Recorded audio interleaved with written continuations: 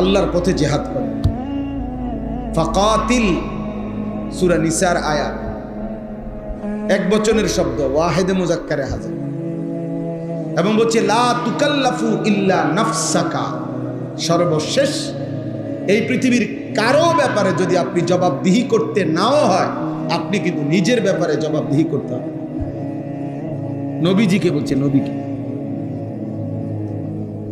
রাসূলুল্লাহ সাল্লাল্লাহু আলাইহি সাল্লামকে আল্লাহ বলছে, বন্ধু আপনার হিসাব দিতে হবে। আপনি আপনার নিজের উপরে, আপনি আল্লাহর হুকুমের আদিষ্ট মুকাল্লাফ। নবীজি সাল্লাল্লাহু আলাইহি সাল্লামের জীবনে একটি যুদ্ধে, হুনাইনের যুদ্ধ, 8ম হিজরিতে মক্কা বিজয়ের পরে নবীজি সাল্লাল্লাহু আলাইহি ওয়াসাল্লাম এই যুদ্ধটি করেছিলেন। ওই যুদ্ধে 12,000 সাহাবী নবীজির সাথে ছিল, কাফের ছিল মাত্র 4,000। এই একটাই নবীজির জীবনের যুদ্ধ, যেই যুদ্ধে কাফের ছিল কম, মুসলমান বেশি। কিন্তু ওই যুদ্ধে কাফেরদের প্রথম আক্রমণে এমন তীব্র আক্রমণ করছে তারা, মাত্র 4,000, 12,000 সাহাবী একসাথে নবীজির সঙ্গ ছেড়ে দিয়ে যুদ্ধের ময়দান থেকে ছিন্ন ভিন্ন, ছত্রভঙ্গ হয়ে গেছে। যে যেদিকে পারছে সরে গেছে আক্রমণের চোটে। কিন্তু তারিখের মধ্যে আছে নবী সাল্লাল্লাহু আলাইহি ওয়াসাল্লাম ওই কঠিন মুহূর্তে ময়দানে, যুদ্ধের ময়দানে একাই আপন জায়গায় দাঁড়িয়েছে, এক সুতা তিনি নড়েন, এবং সাহাবায়ে কেরামকে ডাকছেন, আনা নবিয়্যুল লা কাযিব আনা ইবনু আব্দুল মুত্তালিব, ফিরে আসো, আমি মিথ্যুক নবী না, আমার উপরে আল্লাহর সাহায্য আছে। তাইলে নবীজি সাল্লাল্লাহু আলাইহি সাল্লাম যদি বলতেন, মাওলা আমার সাথে 12,000 ছুটে গেছে, এই জন্য আমিও ছুটে গেছি, না, আল্লাহ বলবেন, বন্ধু 12,000 সাহাবী ছুটে যাক, আপনি দৌড় দিলেন কেন? আপনি তখন হেরারটা হেরার রাজি গেল, আপনারটা বলে আপনি দৌড় দিছেন কেন? এই জন্য নবীজি দেখাইছেন যে না, আমি দৌড় দিইনি, আমি আপন জায়গায় দাঁড়িয়েছি। কেন? ফাকাতিল ফি সাবিলিল্লাহ, আল্লাহ তো আমারে বলছে প্রয়োজনে আপনি একাই আল্লাহর পথে যুদ্ধ করুন। আল্লাহ তো আমাকে বলছে আমি শেষ, আমি আমার হিসাব দিতে হবে। এই জন্য প্রথম জিম্মাদারিটা। এই জন্য প্রিয় ভাই বাবা, একটি মাহফিল এটা একটা প্রদর্শনী না, এটা নির্বাচনী জনসভা না, আমি কোনো প্রার্থী না, আমার কোনো মার্কা নাই। দয়া করে এই জন্য আল্লাহর বাস্তে প্রিয় ভাই আমার, বাবা আমার, শুধু শুধু হুড়াহুড়ি হুলস্থুল না করলে ভালো। আল্লাহর কথা ওলামায়ে কেরাম ধারাবাহিকভাবে বলতেছেন, নিজের জন্য মনোযোগ দিয়ে শুনলে ভালো, শুনলে ভালো। এই প্রচন্ড গরমের মধ্যে আপনারা কষ্ট করে বসছেন, অতএব মনোযোগ দিয়ে কষ্ট করেই শুনেন, আল্লাহ বরকত দিন, আল্লাহ বরকত দিন। আমি দয়া করে অনুরোধ করলাম, আমরা প্রত্যেকেই নিজের ঈমান আমল আখিরাতের ব্যাপারে আমাদের প্রথম দায়িত্ব, এটা আমাদের ফিকিরে রাখতেই হবে, আমাদেরকে এটা মনে রাখতেই হবে। আমি প্রসঙ্গক্রমে দ্বিতীয় আরো দুইটা বলি। একজন পুরুষ হিসাবে সবাই মনোযোগ দিয়ে শোনো। 1 নম্বর দায়িত্ব হলো আমার নিজের ব্যক্তি, আমি আমার ঈমান আমলের হেফাজত, আমার আখিরাতের ফিকির আমার মধ্যে থাকা চাই, জওয়ান হোক বুড়া হোক। দ্বিতীয় নম্বর হলো একজন পুরুষ হিসাবে আমার দ্বিতীয় পরিচয় হলো আমি একজন অভিভাবক। অতএব আমার অধীনস্থ যারা, তাদের প্রত্যেকের ঈমান আমল আখিরাত হালাল হারাম, তাদের ইবাদত বন্দিগির প্রতি নজর রাখা, তাদেরকে ইবাদত আমল আখিরাতের ফিকিরে অভ্যস্ত করা, আল্লাহর কসম এটা আমার প্রতিদিনকার দায়িত্ব, এটা আমার নিয়মিত দায়িত্ব। প্রতিদিন হায়াত আছে যতক্ষণ। এ ছেলে, এই অপদার্থ কোথাকার, বের হবে ডান থেকে, বেটা বাইর হবে, এটা ওইখান থেকে একজন শ্রোতা জায়গা দেয়, তুমি উঠো থেকে। মোবাইল এটা আলগি দিলা কেন? কারে উঠাও? আবার ভেটকায়, বেওকুফ কোথাকার। এখন কেমন লাগলো? এখন যে ধমক শুনলা ভাল লাগছে নি? এখন আমি কি সুন্দর করে বলি নাই? কথা বলেন না কেন? বিষয়টা কি আমি বুঝায় বলি নাই? তাইলে খামখেয়ালি মনে করছো? হ্যাঁ, সাবধান। আমি সোজা কথা, আমি সংখ্যা দিয়ে করব কি বাপ? আমি 15 বছর আগে, 20 বছর আগে 4 জন মানুষের সামনে বয়ান করছি, 10 জন মানুষের সামনে বয়ান করছি। এখন একেবারে পুরো আমার মনে আছে আলহামদুলিল্লাহ। আমি 5 জন 10 জন মানুষের সামনেও আল্লাহকে সাক্ষী রেখে বলতেছি 4 ঘন্টা লাগাতার বয়ান করছি। 4 ঘন্টা, গড়ির ঘন্টা।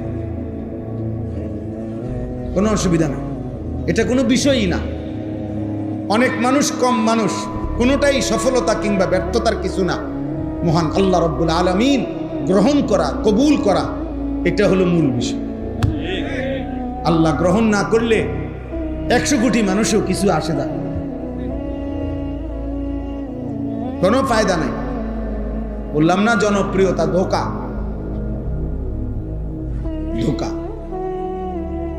এর জন্য দোস্ত মনোযোগী হওয়া দরকার।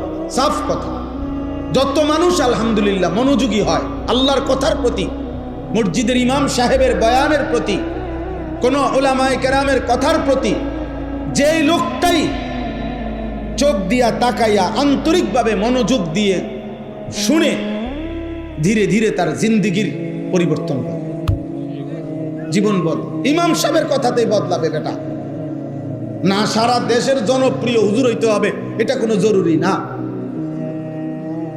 হেদায়েতের জন্য, আল্লাহর দয়া হওয়ার জন্য আপনার মসজিদের ইমাম সাহেবের বয়ানই যথেষ্ট। রাসূলুল্লাহ সাল্লাল্লাহু আলাইহি ওয়াসাল্লাম ইমামের জন্য খোদ নবী নিজে দোয়া করছেন, আল্লাহুম্মা রশিদিল আইম্মা, আল্লাহ ইমামকে আপনি সঠিক পথ দেখান, কারণ তার পিছনে অনুসরণকারী অনেক। একজন ইমামকে যদি আপনি জান্নাতের পথ, সঠিক পথ দেখান, তাহলে তার পিছনে তার অনুসারীরাও জান্নাতের পথ পেয়ে যায়। নবীজি দোয়া করছেন ইমামের জন্য। নবীজি ইমামের মর্যাদা তুলে ধরছেন, আল ইমামু যামিনুন, ইমাম জামিন। একজন ইমাম একটি মহল্লার জামিন। জামিন মানে কি?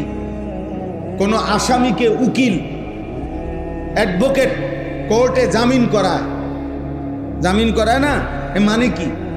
মানে হলো এই বিচারপতি, ম্যাজিস্ট্রেট এই উকিলের তত্ত্বাবধানে এই আসামিকে ছাড়ছে, বুঝাইছে আমনে জামিন। অর্থাৎ এই বেটা যদি ভাগ্যে যায়, কোর্টে যদি হাজিরা ঠিকমতো না দেয়, এই সকল বিষয়ে আমনে দায়বার, আমনে জবাব দিবে, আমনে হিসাব দিতে হবে। আমনের হাতে, আমনের জামিনে তারে ছাড়লাম, এইটারে কয় জামিন। অ্যাডভোকেট সব জিম্মাদারি নিচ্ছে আর কি, যে আমি এবারে আমার দায়িত্বে নিলাম, ছেড়ে দেন তারে, আমি যতদিন শুনানি চলে বা প্রয়োজন হয় হাজিরার দিন আমি আনব।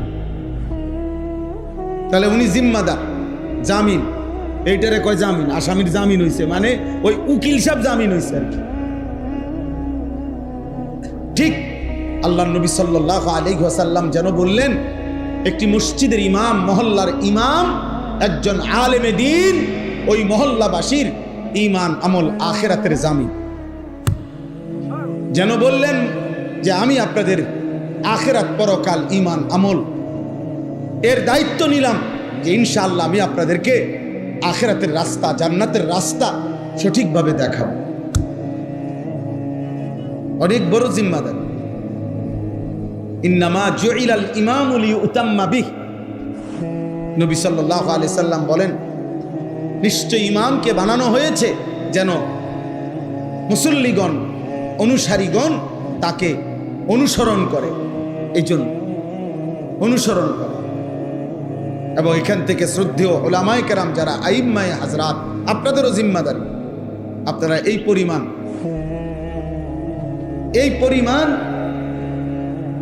নিজের ঈমান আমলের দিকে, চলাফেরার দিকে, আমিও আপনিও নজর রাখবেন, যেহেতু আমাদের দিকে মানুষ তাকিয়ে থাকে, আমাদের থেকেই মানুষ শিখতে থাকে। আজকে একজন আলেমে দ্বীন, আমি মুত্তাকি আল্লাহওয়ালা একজন আলেম, আমাদের সুদর্ণপুর মাদ্রাসায় আমার শায়েখ আরিফ বিল্লাহ হাকিমুন নফস আল্লামা মুফতি মুশতাকুন নবী কাসিমি হযরত দামাত বারাকাতুহুমের ইসলাহি মজলিস, আজকে আমি সেখান থেকে আসছি। তো ওইখানে আসরের নামাজের পরে মিম্বরের সামনে অনেক তো সব সাথী বসা, আমিও বসা, একজন আল্লাহওয়ালা আলেমে দ্বীন। তো উনি পানি খাইতে চাইছে, কারণ পানির কোনো গ্লাস নাই, কিন্তু 2 লিটারের পানির বোতল আছে, এরকম বড় বোতল, ওই যে ফ্রেশ বা মাম পানির বোতল আছে। একজন ওইটা ওনার হাতে আগায় দিছে, কিন্তু উনি ওটার থেকে পানি এমনি খাচ্ছে না, ওই যে না গ্লাস কষ্ট করে আইনা দেবে। তাই বললাম কষ্ট করে খান, কারণ উনি একটা সুন্দর আমারে সবক দিছে, মৌলানা আমি এমনি এই পুরা বোতল থেকে এমনি পানি খাইলে এই মানুষগুলো সব দেখবে, আর এটা তাদের জন্য উত্তম মেসেজ হবে না, সুন্দর আখলাক হবে না, পানি খাওয়ার সুন্নত তরিকা হবে না। আমার খুব আশ্চর্য লাগে, মৌলানা সাহেব কি পরিমাণ নজর রাখছে। ছোট্ট হোক বিষয়টা, কিন্তু এটা সবক কিনা। এজন্য আহলুল্লাহদের সাথে চললে ফিরলে, উঠা বসা করলে, উলামায়ে কেরামের সাথে, মুত্তাকিদের সাথে জীবনে ছোট্ট ছোট্ট অনেক বিষয় শেখা যায়, ছোট্ট বিষয় শেখা যায়। আল্লাহ আমাদেরকে বুঝার তৌফিক দান করেন। অতএব আমরা বললাম যে আমি একজন অভিভাবক, এই কথাটা আমি বলতেছিলাম মূলত ওইখান থেকে। আমি পুরুষ, আমি আনিস, আমার দ্বিতীয় পরিচয় হলো আমি একজন অভিভাবক। অতএব আমার অধীনে যারা, তাদের ঈমান আমল আখিরাতের ব্যাপারে শতভাগ নজরদারি করা, চেষ্টা করা, এটা আমার মৃত্যু পর্যন্ত দায়িত্ব। হুজুর বলছি 2 দিন, বলছি মনে 200 বার বলছি, হয়তো 200 বার বলার পরে আর বলার দরকার নাই, এই অনুমতি আপনারে কে দিল? হুজুর বিশ্বাস করেন, তার এমন হয় যে 2টা বছর বুঝাইছি না, শেষে বুঝিতে আর নামাজ পড়তো না, অতএব এখন ছেড়ে দিছি। কারে জিগায় ছেড়ে দিছেন? আপনার মেম্বারের সিদ্ধান্ত দিছে নাকি? আপনার চেয়ারম্যানও বলছে নাকি যে আর কইও না? 2 বছর পরে কি আর মানুষে কয়? এটা নিয়ম না, ছেড়ে দেওয়ার কোনো সুযোগ। আমার অধীনস্থদের, আমার নিজের ঈমান আমল, আমার আখিরাতের ফিকির, আমার গুনাহ থেকে বাঁচার চেষ্টা, আমার নেক আমল করার চেষ্টা অব্যাহত রাখা, এটা আমার কোন দিন পর্যন্ত দায়িত্ব? হাত্তা ইয়াতিয়াকাল ইয়াকিন, মৃত্যু আসা পর্যন্ত আমার এটা দায়িত্ব। হুবহু আমার অধীনস্থদের ঈমান আমল আখিরাত, পাক নাফাক, হালাল হারাম, ইবাদত বন্দিগি নজর রাখা, খোদার কসম এটাও আমার মৃত্যু পর্যন্ত না, আমার অধীনস্থ। আচ্ছা আমি আমারটা বুঝাই। আমার অধীনস্থ, যেমন আমি একটা উদাহরণ দিলে আপনারা বুঝবেন। যেমন আমি আনিসুর রহমান, আমার অধীনস্থ কারা? আমার একজন স্ত্রী আছে, বিবি, সে আমি তার জিম্মাদার, এ আমার অধীনে সে। 2, আমার 4টা ছেলে মেয়ে আছে, আমার 4 জন ছেলে মেয়ে, ওরা আমার অধীনে, আমি তাদের অভিভাবক।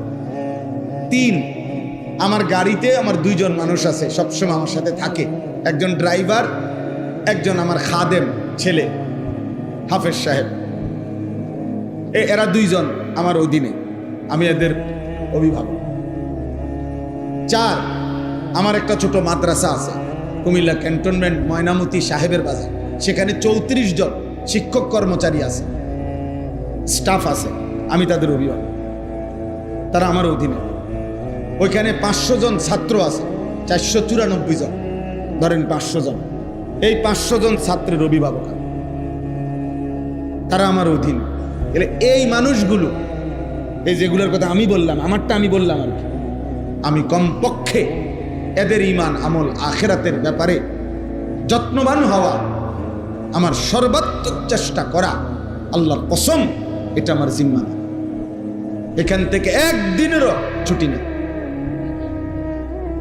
একদিনেরও ছুটি নেই, একদিনেরও ছুটি নেই। এই জন্য আম্বিয়ায়ে কেরাম দেখাইছেন নমুনা। হযরত নূহ আলাইহিস সালাম সর্বশেষ 950 বছর পরেও যেদিন তুফান শুরু হয়ে গেছে, ওনার নৌকা ছেড়ে দিবে তুফান থেকে বাঁচার জন্য, সেদিনও শেষ মুহূর্তেও ওনার ছেলে কেনআন ওই কাফের ছেলেটাকে ইমানের দাওয়াত দিছে, বলতেই থাকছে আর বলছে, বাপ ইমান এনে আমার নৌকায় উঠে আসো। ইয়া বুনাইয়ার কাম মা'না, হে আমার সন্তান আও না বাবা, ইমান আই না, আইসা পড় বাবা, এই তুফানে ডুবে যাবে। নূহ আলাইহিস সালামের ছেলে বলছে, না আব্বা, আমি ইমানও আনবো না, তোমার নৌকাতে উঠবো না। নূহ আলাইহিস সালাম বলছে, তুমি তো তুফানে ডুবে যাবা বাবা। তখন সেই ছেলে বলছে, কোরআনে আছে, সাআবি ইলা জাবালিন ইয়াসিমুনি মিনাল মা, আমি ওই পাহাড়ের উপরে গিয়ে আশ্রয় নেব, এই পাহাড় আমারে আপনার খোদার তুফানের পানি থেকে বাঁচিয়ে দেবে, এত উপরে পানি যাবে না। নাউযুবিল্লাহ। হযরত নূহ আলাইহিস সালাম তখনও অধৈর্য হন নাই, উনি আবারও বলছে, লা আসিমাল ইয়াউমা মিন আমরিল্লাহ, এই বাপ, আজকে মহান আল্লাহর এই ফয়সালা থেকে কেউ বাঁচাইতে পারবে না। পাহাড়ও না, জঙ্গলও না, হিমালয় পর্বত না, পারবি না রে বাপ, বাঁচতে পারবে। ছেলেকে হাত ধরছে, টানতেছে, বাপ আয় না, ডুবে যাবি বাপ, ঈমান আন, নৌকায় আয়। আল্লাহ বলেন, ওয়াহালা বাইনাহুমাল মাউজ ফাকানা মিনাল মুগরাকিন। আল্লাহ বলেন, এই টানাটানির মুহূর্তে বাপ টানে ঈমানের দিকে, সন্তান ছুটে যাচ্ছে কুফরির দিকে। এই অবস্থায় একটা তুফানের ঢেউ আসছে, এক ধাক্কা দিছে ঢেউ, এই ধাক্কায় বাপ আর পুতের হাতের বাঁধন জীবনের তরে ছুটে গেছে। ফাকানা মিনাল মুগরাকিন, অতঃপর ধীরে ধীরে ছেলেটি ডুবে গেছে। কিন্তু তিনি শেষ মুহূর্ত পর্যন্ত সন্তানকে বাঁচাইতে চেষ্টা করছেন। কোরআনুল কারীমের মধ্যে আছে, হযরত ইয়াকুব আলাইহিস সালাম, ইয়াকুব নবী ইন্তেকালের পূর্ব মুহূর্তেও ওনার সন্তানদেরকে একত্র করে চারপাশে এনে জিজ্ঞেস করছেন, আম কুনতুম শুহাদা is হাদারা Yakub Al Maut is ক্বালা লিবানিহি মা তা'বুদুনা মিন বা'দি। কোরআন শরীফের আয়াত কিনা? আল্লাহ বলেন, স্মরণ করেন ইয়াকুব নবীর মৃত্যুর সময়ের সেই কথা, যখন তিনি তার সন্তানদেরকে মৃত্যুর মুহূর্তে জিজ্ঞেস করছেন, হে আমার সন্তানরা, তোমরা আমার 12টা ছেলে, তো আমি পৃথিবীর থেকে চলে যাচ্ছি, আমি শেষ শুনতে চাই আমার পরে তোমরা কার ইবাদত করো? ক্বালু না'বুদু ইলাহাকা ওয়া ইলাহা আবাইকা। ছেলেরা এক বাক্যে বলছে, আপনি ঘাবড়াবেন না বাবা, আমরা আপনার মৃত্যুর পরেও আপনার এবং আপনার পূর্বপুরুষ ইব্রাহিম, ইসমাইল, ইসহাক, আপনার পূর্বপুরুষ উনাদের যিনি রব ইলাহ, সেই মহান আল্লাহ, আমরা তার গোলামি করতে পারি। ইয়াকুব আলাইহিস সালাম তখন নিশ্চিন্ত হলেন, এরপরে ইন্তেকাল, এরপরে ইন্তেকাল করলেন। আজ মুসলমানের মা বাপ এতটুকু বুঝ যদি বুঝতেন, আমার সমাজ অনেক সুন্দর হতো, আমার ঘর অনেক সুন্দর হতো, অনেক সুন্দর হতো। এতটুকু আপনারা বুঝলেন না।